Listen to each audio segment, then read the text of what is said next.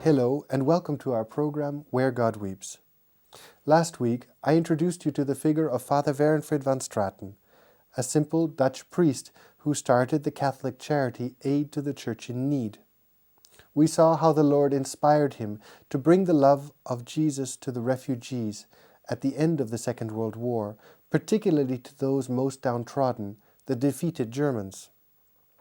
Today, we see how Aid to the Church in Need continues to serve the suffering and persecuted Church. Let's look now to see how Aid to the Church in Need is working to provide faith, hope, and charity to those where the Church is most in need.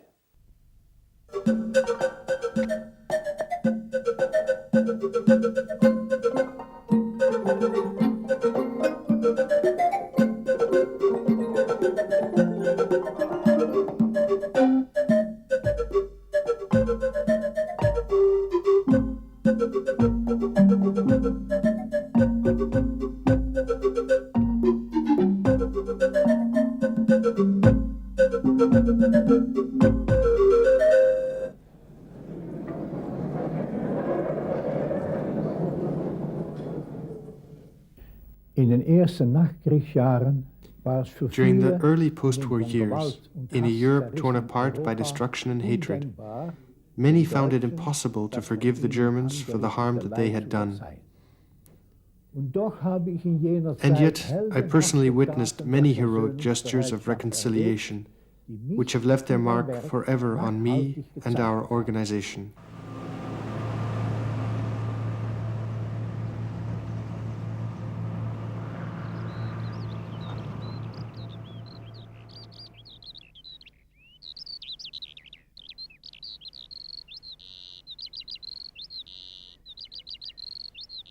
Let me tell you what happened to me in Belgium, in a little village of Winkt, in Flanders.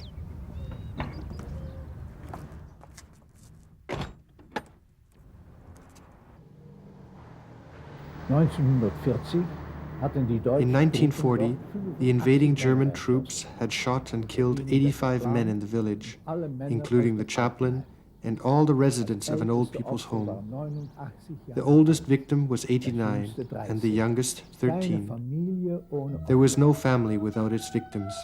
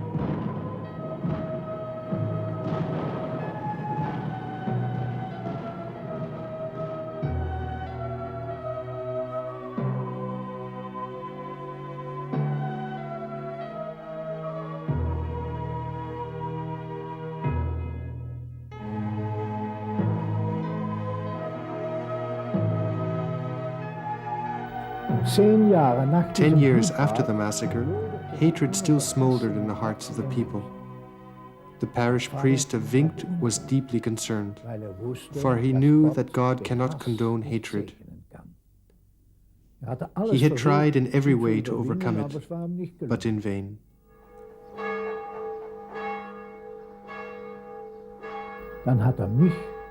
And so he asked me to come and preach in the parish hall one Sunday evening and tell them of the suffering and distress of the German refugees.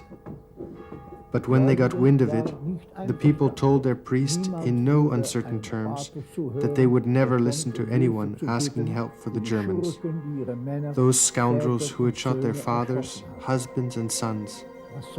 What was I to do?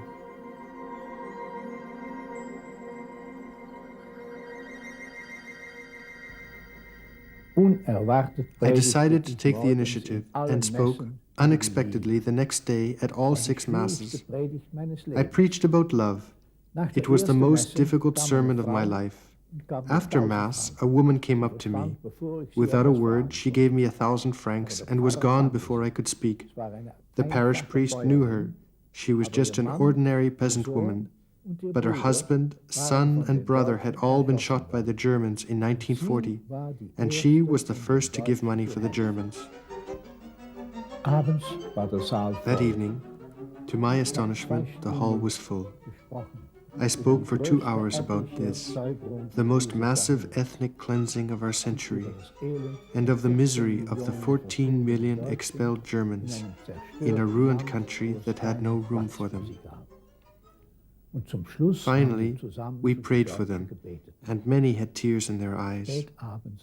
Late that night, when it was dark, for people are ashamed of showing how good they are, they came with donations of sometimes 100, sometimes 500 francs. Others put money into our bank account, and the parish adopted a German priest, supporting him for 5 years. That was Vinkt. People are indeed better than we think. They only await the burning word that will set their hearts aflame. In this way, our organization became a work of reconciliation, providing spiritual and material aid to the refugees from communism.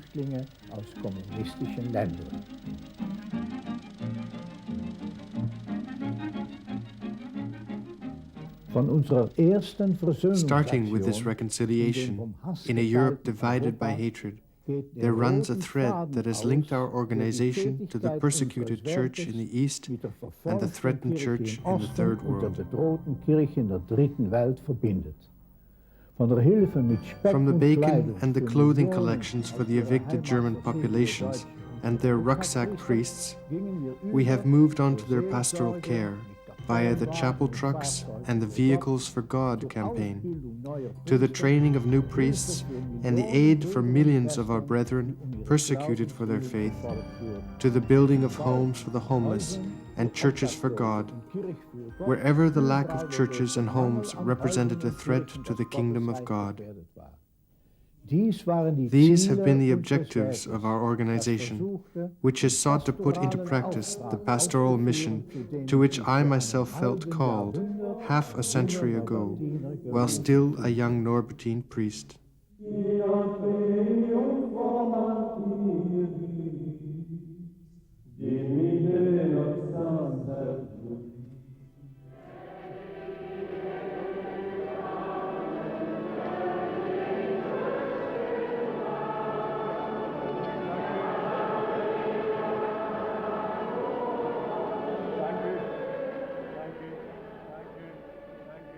Seither bin ich durch die ganze Welt gereist. Since then, I have toured the world, preaching and begging love for God and for those without love.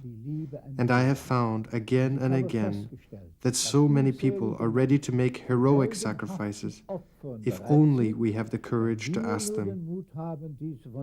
Today, our organization is held together by a chain of love that links us to 600,000 friends in 15 different countries. And millions of others are likewise linked to our organization by the bond of gratitude towards their benefactors. And so what seemed at first a reckless enterprise has now become a symbol of reconciliation in a divided world. Zeichen der Versöhnung in einer geteilten Welt.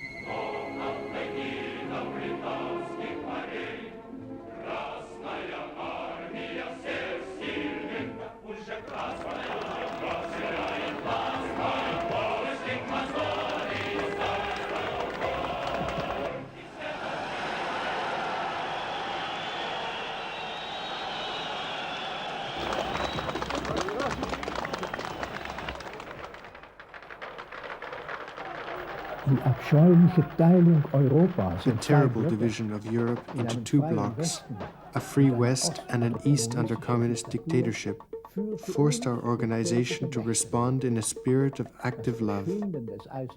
But the collapse of the Iron Curtain has not thereby rendered our task unnecessary. On the contrary, it is more urgent than ever. Now our task is to heal the wounds of atheism, caused in the East by the spiritual and material poverty left by communism, and in the West by the superfluity of a consumerist society that has aroused in so many of us an unbridled selfishness. Now a new call to reconciliation is needed. The moment has arrived for restoring unity between the Catholic Church and the Orthodox Church. In Russia especially, the new political freedom has reopened many old sores. Our two sister churches must now overcome their mutual distrust. This is an obligation laid on us by Christ himself, who gave his life so that all his disciples might be one.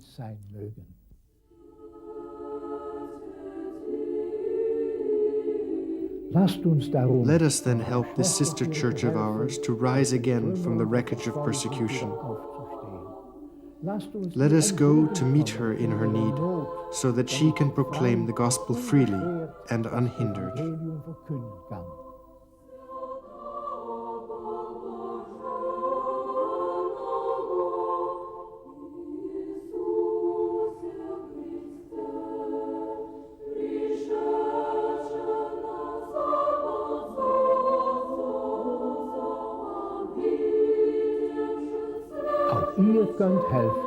You too can help us. You too have a vital part to play in this work of reconciliation.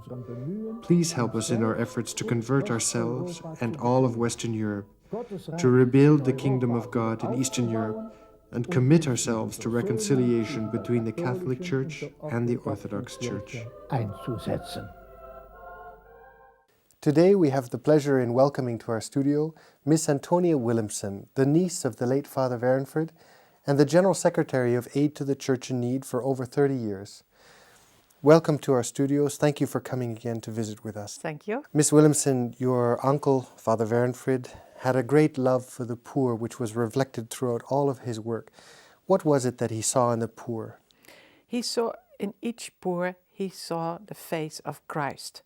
And I can explain you best, I think, by something that happened many years ago in Chile. A good friend of Father Werenfried, whom he was visiting at that time, Father van der Rest, he was the one who had a factory for houses, beautiful summer houses for the rich, and also houses for the poor that he could spend by selling to the rich. When Father Werenfried was there, a secretary came in and said to Father van der Rest, "Father, there is a rich man who wants to buy a house, and there's also a poor who wants to get a house. Can you receive him?" And Father van der Rest said, "Yes, send the poor man to me first, because that's Christ. And the rich man, that's maybe his cousin." And that's also how Father Werenfried was looking at the poor and treating the poor. Do you not find it in your work over the 30 years as General Secretary and the 40 years that you've been involved with Aid to the Church in Need, you've been confronted with poverty time and time again. Are you not discouraged by the seemingly insurmountable difficulty of poverty? What gives you hope? Yeah, in the first place, poverty is not some one thing. Poverty can have many faces. Poverty can be the lack of education, also the lack of faith education. It can be the result of globalization.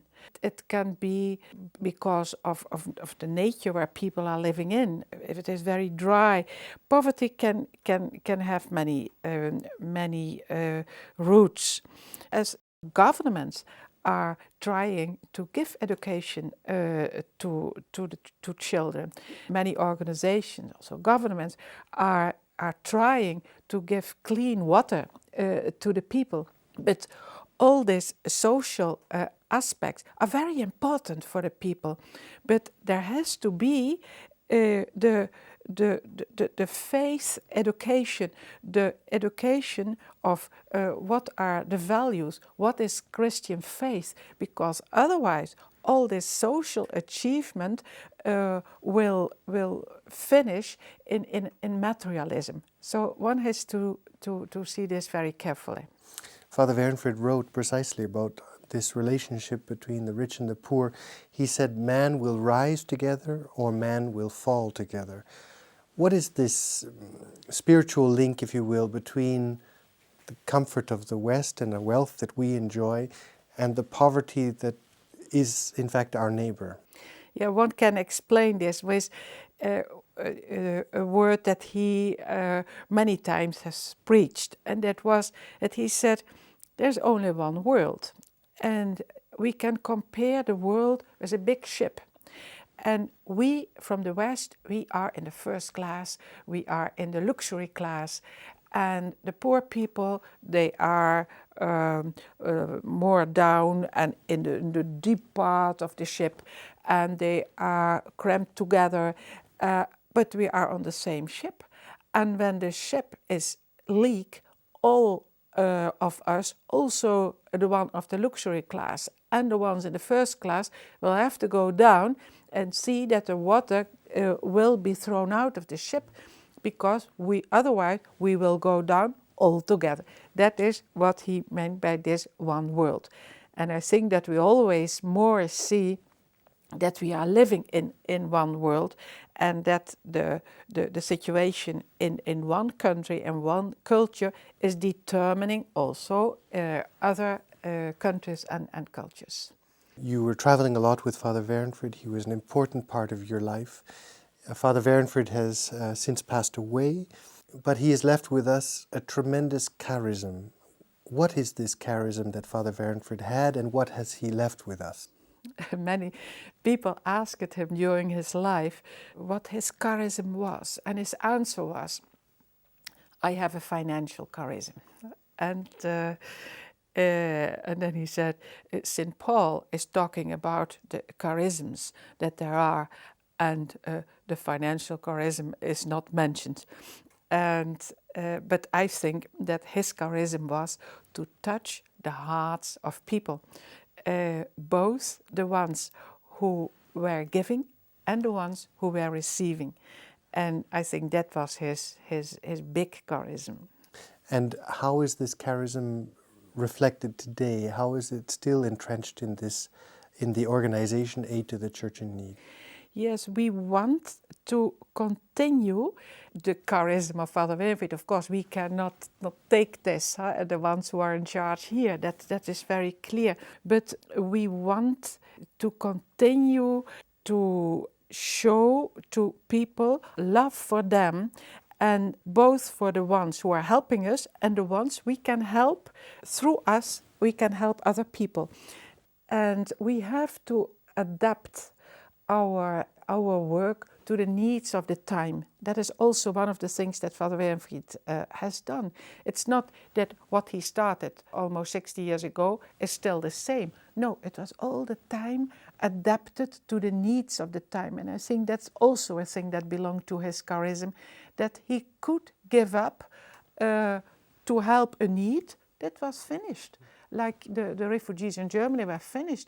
The situation of the church behind the Iron Curtain is not persecuted anymore. So don't talk about that anymore, because that is luckily the past. But what we have to do now is to build up the church. And we have to try to, in our way, to pass on the same thinking of how to help the church today as Father Werenfried did in the past, with our capabilities and with our means, because we cannot be the copies of Father Werenfried. Begs the question, the fact that Father Werenfried in his lifetime with Aid to the Church in Need gathered almost $3 billion. Is this not a miracle? Yeah, I would not call it a miracle. Because miracles are linked to saints. And this is, I think, another question. But what you want to say, I suppose, that it is a fantastic achievement, that it had to do with his charism, and also it shows that people are much better than we think. This was one also of the convictions of Fr Werenfried. Father Werenfried rested greatly on providence and his understanding of providence and the role of providence. How did this play a role in Aid to the Church in Need, and how does it continue to play a role today? Providence was for Fr Werenfried something very normal in his life. And this had to do with his very deep faith. And when he heard the call of his superiors first, this was for him also a call of God to do something for the Germans in the beginning. So he was convinced this is what God wants from me. He accepted this and he did this, and he started to promise help before that he had received the money. And as a monk he did not have any financial means. So providence was for him what happened every day. And we still have this in our organization, that we start to have a budget for the year without having the money. And we say we will need so much for the countries in Eastern Europe, we need so much for Africa and so on. And that's what we need. And then we start the year and we start promising, and then the money is coming. So this is also a way of today, providence in our work. What was the most exceptional donation you ever received? This was a lady who wrote a letter to Fr Werenfried and said, I had saved for a long, long time to make a pilgrimage to Lourdes in France. And when I saw the need of the church in Eastern Europe, I decided, you will get the money, Father, and I will not go on this pilgrimage. This was a personal thing, and somebody gave up a dream for many years. And then at the end said, no, I will not do it. I will give this for somebody else. So the donation is actually the sacrifice?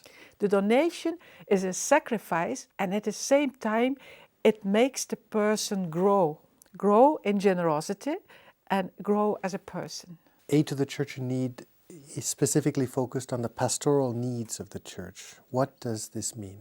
Pastoral care means that the church has to accompany the people to God. That means that the catechism is taught, that Christian values are taught, that people understand their faith. We talk about works in the organizations who work in the pastoral field and other ones who work in the social field.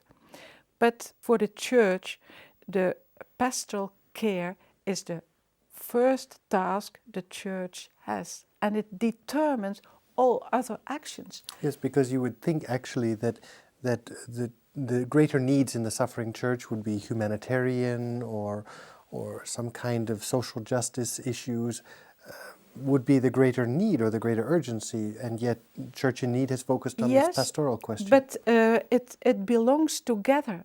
And if you understand your faith, and if you are living according to your faith, and you are poor, you will happily receive what other people in the world have sent to you. But you will not become somebody who says, always more for me. You will know that you have to share with the others. If this part, the pastoral part, is not present in the life, in the minds, in the hearts of people, you are creating materialistic people. That's not what the church wants or wants to achieve. It wants to achieve really 100% human beings based on faith and with all other aspects of life. Church in Need has and continues to be a sign of contradiction in this world. Throughout the history of the organization, it has always gone against the wind. How do you see aid to the Church in need as a sign of contradiction today? Yes, you are right. But Christianity, don't you think that Christianity is a contradiction all the time?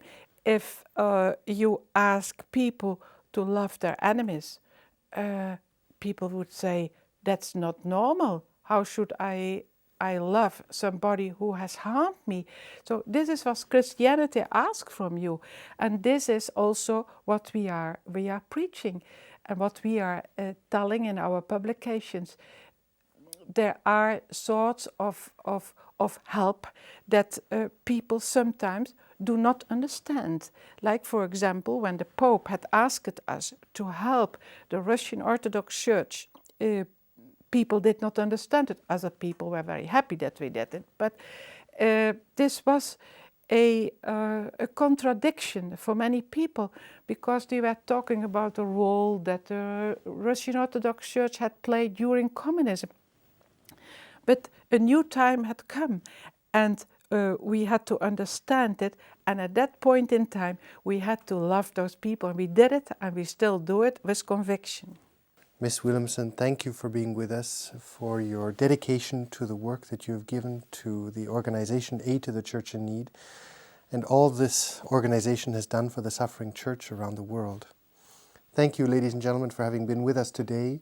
If you'd like to know more information about Aid to the Church in Need or Fr Werenfried van Straten, I encourage you to contact the information presented at the end of this program. And we look forward to seeing you next time.